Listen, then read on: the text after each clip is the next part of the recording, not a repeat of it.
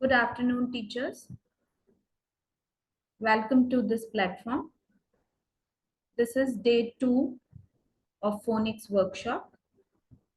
Yesterday, we had discussed these levels according to the age milestone. Different levels are there.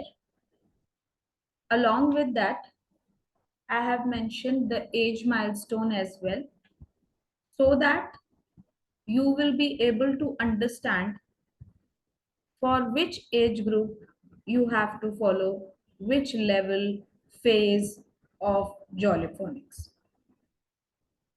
Apart from this, yesterday we had discussed the phonics stage, which is having these 5 basic skills. Out of these 5 basic skills, we had covered the very first one, that is learning the letter sounds. Now, from today, we will move on for the next one, the second skill, that is learning letter formation.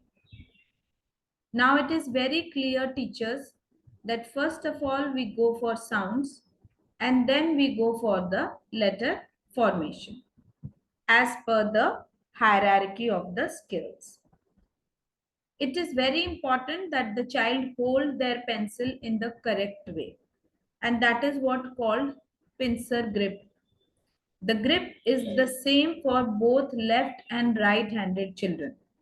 So here, if any myth we have in our mind, then it is very clear in this line that grip is same for both the left and right handed children.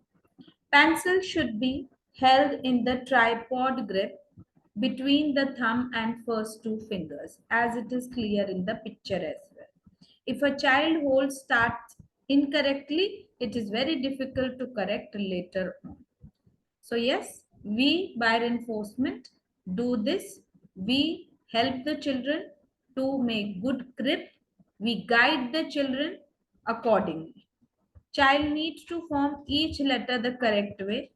The letter C is introduced in the early stages as this forms the basic shape of some other letters such as D. Particularly, problems to look for are. Now, yes, problems are also there when we are doing such letter formation sessions in the classroom. So we need to look forward for those. The O, the pencil stroke must be anti-clockwise, not clockwise. D, the pencil starts in the middle, not the top. There must be an initial downstroke on letter such as M and and. And I believe you people are also doing tall and short letters. So this can be more clear to the children by doing that way as well. The Jolly Phonics DVD My First Letter Sounds, Jolly Stories and Finger Phonic books show the correct formation of each letter. A good guide is to remember that no letter starts on the baseline. Jollyphonics offer the option of two typefaces. Precursive preferred in the UK and print preferred in North America. But we are in India and it is a pattern of foreign. So we follow accordingly, we do manipulations accordingly. While print look more like everyday printed letters, so precursive eases the transfer to join up cursive writing with the exit strokes on some of the letters. So my idea here is to clear you this point, that why we are using print and how we can, transfer the print one to the cursive writing. Here in these lines, it is very clear that why we prefer print, because most of the things in our daily life, they are in a print format. Join up writing improves the fluency. So here basic thought process behind cursive writing is nothing but to improve the fluency of writing. But when I'm coming to the understanding of the writing, then I am preferring the print one. And also the spelling, as the words are remembered more easily when they are written in a one continuous movement. So that is why cursive, we prefer cursive for that, because we understand the words and we improve the fluency of writing. But in the early years, when everything nearby is in a print format, that is why we prefer the cursive form, and it is the transformation. So print is preferred because of these two, three reasons. Now let's move on to blending. The first skill was identification of sounds. Second skill is formation, letter formation. And now we are moving towards the third one, that is blending. Blending is the process of saying the individual sounds. Now, if I am saying letter B sound, B, letter C sound, K. So these are individual sounds. But blending is what? Blending is the process of saying the individual sounds. It is a complete process. When I'm saying each and every individual sound in a word and then running them together to make the word. For example, sounding out dog, d, o, g, and making dog. It is a technique every child will need to learn, and it improves with the practice. And teachers, when we go for mapping, say suppose tomorrow or day after tomorrow, then you can understand this example in a very better way. So understand this, that sounding out each and every individual sound to make a word is very important. To start with, you should sound out the word and see if a child can hear it. Auditory learning, giving the answer to you, understanding what you are saying, doing brainstorming. Some children take longer than others to hear this. It means they are not auditory learner or they lack auditory learning. The sound must be said quickly to hear the word. Try little and often when words like bus, top, cat, and hen. So these are actually three-letter words.